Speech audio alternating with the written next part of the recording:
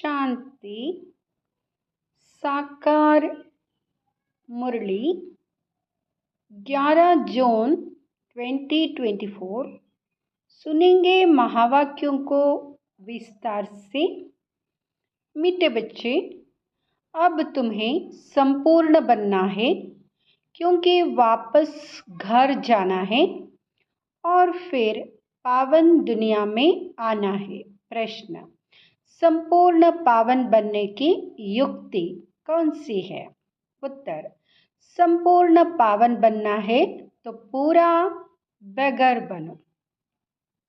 देह सहित सब संबंधों को भूलो और मुझे याद करो, तब पावन बनेंगे। अब तुम इन आंखों से जो कुछ देखते हो यह सब विनाश होना है, इसलिए धन संपत्ति वैभव आदि सब भूल बगैर बनो। ओम शांति। मीठे मीठे रूहानी बच्चों प्रति रूहानी बाप समझा रहे हैं। बच्चे यहाँ तो अच्छी रीति समझते हैं कि शुरू में आत्मा ये सब पवित्र रहती है, हम ही पावन थे। पतित और पावन यह आत्मा के लिए ही कहा जाता है। आत्मा पावन है तो सुख है। बुद्धि में आता है कि हम पावन बनेंगे तो पावन दुनिया के मालिक बनेंगे, इसके लिए ही पुरुषार्थ करते हैं। 5000 वर्ष पहले पावन दुनिया थी, उसमें आधा कल्प तुम पावन थे, बाकी रहा आधा कल्प। यह बातें और कोई समझ नहीं सकते। तुम जानते हो, पतित और पावन, सुख और दुख, दिन और रात आधा आधा है। जो अच्छे समझदार हैं, जिन्होंने बहुत भक्ति की है, वही अच्छी रीति समझेंगे। बाप कहते हैं, मीठे बच्चों, तुम पावन थे। नई दुनिया में सिर्फ तुम ही थे, बाकी जो इतने सब है वह शांतिधाम में थे। पहले पहले हम पावन थे और बहुत थोड़े थे, फिर नंबरवार मनुष्य सृष्टि वृद्धि को पाती है। अब तुम मीठे बच्चों को कौन समझा रहे हैं? बाप। आत्माओं को परमात्मा बाप समझाते हैं। इसको कहा जाता है संगम, इसको ही कुंभ कहा जाता है।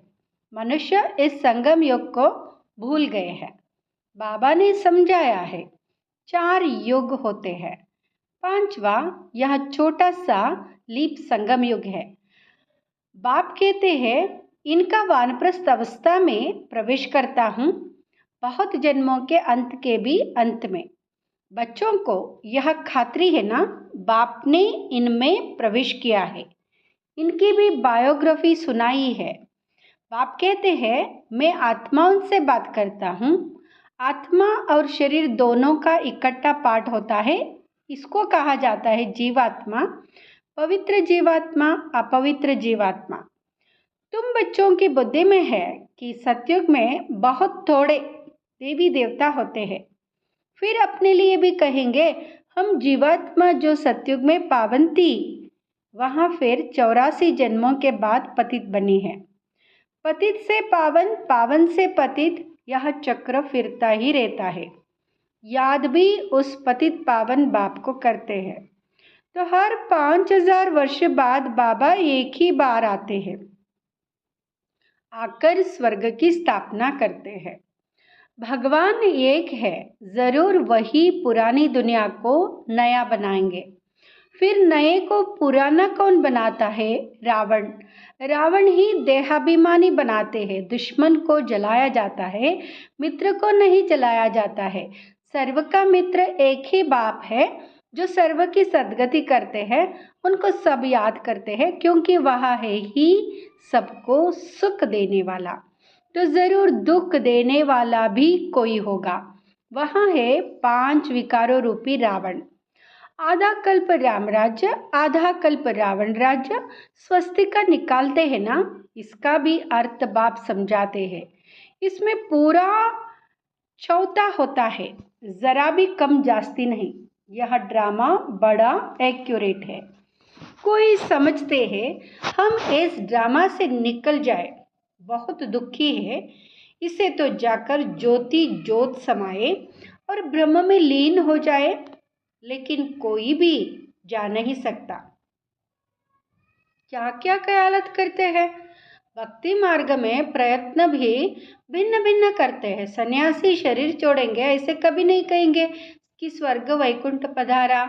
प्रवृत्ति मार्ग वाले कहेंगे फलाना स्वर्ग पधारा। आत्माओं को स्वर्ग याद है ना? तुमको तो सबसे ज्यादा याद है। तुमको दोनों की हिस्ट्री ज्योग्राफी का पता है और कोई को पता नहीं। तुमको भी पता नहीं था। बाप बैठ बच्चों को सब समझाते हैं। यह मनुष्य सृष्टि रूपी वृक्ष है। वृक्ष का जरूर बीज भी होना चाहिए। बाप ही समझाते हैं पावन दुनिया कैसे पतित बनती है और फिर मैं पावन बनाता हूँ। पावन दुनिया को कहा जाता है स्वर्ग। स्वर्ग पास्ट हो गया, फिर जरूर रिपीट होना है, इसलिए कहा जाता है वर्ड की हिस्ट्री रिपीट होती है। अर्थात वर्ड ही पुरानी से नई, नई से पुरानी होती है। रिपीट माना ही ड्रामा। ड्रामा अक्षर बहुत अच्छा है, शोभता है। चक्र उबहू फिरता ही रहता है। नाटक को उबहू नहीं कहा जाता। कोई बीमार हो पड़ते हैं तो छुट्टी ले लेते हैं। तो तुम बच्चों की बुद्धि में है हम पूज्य देवता थे, फिर पुजारी बने। बाप आकर पतित से पावन बनने की युक्ति बताते हैं, जो कि 5000 वर्ष पहले बताई थी। सिर्फ कहते हैं बच्चों मुझे याद करो। बाप पहले पहले तुमको आत्म अभिमानी बनाते हैं। पहले पहले यहाँ शब्द देते हैं बच्चे अपने को आत्मा समझो, बाप को याद करो। इतना तुमको याद कराता हूँ, तुम फिर भी भूल जाते हो। भूलते ही रहेंगे जब तक ड्रामा का अंत आए। अंत में जब विनाश का समय होगा तब पढ़ाई पूरी होगी, फिर तुम शरीर छोड़ देंगे। जैसे सर्प भी एक पुरानी खाल छोड़ देते हैं ना, तो बाप भी समझाते हैं तुम जब बैठते हो अथवा चलते फिरते हो देही अभिमानी होकर रहो। आगे तुमको देह अभिमान था, अब बाप कहते आत्म अभिमानी बनो। देह अभिमान में आने से तुमको 5 विकार पकड़ लेते हैं। आत्म अभिमानी बनने से कोई विकार पकड़ेगा नहीं। देही अभिमानी बन बाप को बहुत प्यार से याद करना है। आत्माओं को परमात्मा बाप का प्यार मिलता है इस संगम युग पर। इसको कल्याणकारी संगम कहा जाता है, जबकि बाप और बच्चे आकर मिलते हैं। तुम आत्माएं भी शरीर में हो, बाप भी शरीर में आकर तुमको आत्मा निश्चय कराते हैं। बाप एक ही बार आते हैं, जबकि सभी को वापस ले जाना है। समझाते भी है हम तुमको कैसे वापस ले जाएंगे। तुम कहते भी हो हम सभी पतित हैं, आप पावन हो, आप आकर हमको पावन बनाओ। तुम बच्चों को पता नहीं है कि बाबा कैसे पावन बनाएंगे।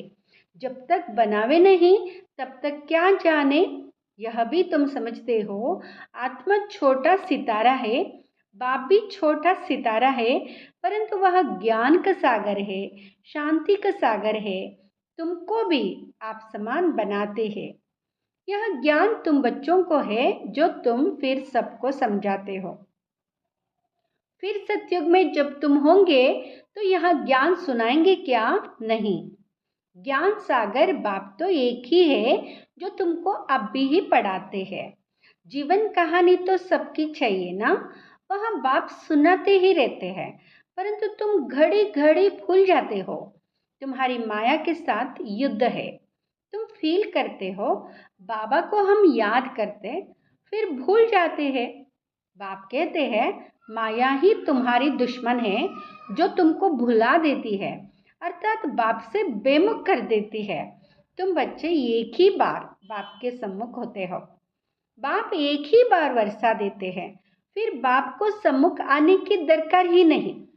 पापात्मा से पुण्यात्मा स्वर्ग का मालिक बनाया बस। फिर क्या आकर करेंगे? तुमने बुलाया और मैं बिल्कुल पूरे टाइम पर आया। हर 5000 वर्ष बाद मैं अपने समय पर आता हूँ। यह किसको भी पता नहीं है। शिवरात्रि क्यों मनाते हैं? उसने क्या किया किसको भी पता नहीं है, इसलिए शिवरात्रि के हॉलीडे आदि कुछ नहीं करते हैं और सबकी हॉलीडे करते हैं। लेकिन शिव बाबा आते हैं, इतना पाठ बजाते हैं, उनका कोई को पता नहीं पड़ता, अर्थ ही नहीं जानते। भारत में कितना अज्ञान है। तुम बच्चे जानते हो कि शिव बाबा ही ऊंचते ऊंच है, तो जरूर मनुष्य को ऊंचते ऊंच बनाएंगे। बाप कहते हैं मैंने इनको ज्ञान दिया, योग सिखाया, फिर वह नर से नारायण बना। उन्होंने यह नॉलेज सुनी है, यह ज्ञान तुम्हारे लिए ही है और किसके लिए शोभता नहीं। तुमको फिर से बनना है और कोई नहीं बनते। यह है नर से नारायण बनने की कथा। जिन्होंने और धर्म स्थापन किए सब पुनर्जन्म लेते लेते तमो प्रधान बने हैं। फिर उन सबको सतप्रधान बनना है, उस पद के अनुसार फिर रिपीट करना है। ऊंच पाठधारी बनने के लिए तुम कितना पुरुषार्थ कर रहे हो? कौन पुरुषार्थ करा रहे हैं? बाबा। तुम ऊंच बन जाते हो, फिर कभी याद भी नहीं करते हो। स्वर्ग में थोड़ी ही याद करेंगे। ऊंचते ऊंच बाप है, फिर बनाते भी ऊंच है। नारायण से पहले तो श्री कृष्ण है। फिर तुम ऐसे क्यों कहते हो कि नर से नारायण बने? क्यों नहीं कहते हो नर से कृष्ण बने? पहले नारायण थोड़े ही बनेंगे, पहले तो प्रिंस श्री कृष्ण बनेंगे ना। बच्चा तो फूल होता है, वह तो फिर भी युगल बन जाते हैं।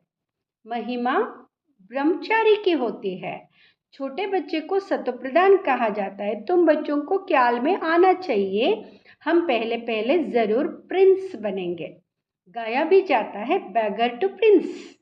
बैगर किसको कहा जाता है? आत्मा को ही शरीर के साथ बैगर व साहूकार कहते हैं। इस समय तुम जानते हो सभी बैगर्स बन जाते, सब खत्म हो जाते। तुमको इस समय ही बैगर बनना है, शरीर सहित। पाए पैसे जो कुछ है खत्म हो जाएंगे। आत्मा को बैगर बनना है, सब कुछ छोड़ है, फिर प्रिंस बनना है।